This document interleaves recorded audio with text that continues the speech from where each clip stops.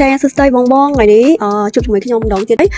នាងខ្ញុំសូមធ្វើការឆ្លើយតបខមមិនបងស្រីម្នាក់បងគាត់ឈ្មោះព្រាគាត់ខមមិនក្នុង TikTok គាត់សួរតើតើជាមួយនឹងរបៀបបិទឬក៏បើកភ្លើងអូតូរបស់ Fortnite 2026តើយើងចង់ដឹងថារបៀបបិទបើករបៀបភ្លើងអូតូហ្នឹងធ្វើមិនខ្លះតោះទៅមើលទាំងអស់គ្នាចាអញ្ចឹងឥឡូវខ្ញុំមាន LAN Fortnite មកគ្រឿងនៅខាងមុខ showroom ផ្ទាល់ហ្មងអញ្ចឹងឥឡូវខ្ញុំចូលនឹង LAN ថតឲ្យបងចាអញ្ចឹងសម្រាប់តើតើជាមួយនឹងកន្លែងបើកឬក៏បិទភ្លើងរបស់ Fortnite គឺយើងនៅផ្នែកខាងឆ្វេងនៃចង្កូតនៅខាងក្រោយចង្កូតបងចាអញ្ចឹងនៅកន្លែងនេះបងឃើញមានចុងព្រួញពណ៌សមួយហើយខាងលើគេហ្នឹងគឺភ្លើងហ្វាក្រោមមកគឺភ្លើង dummy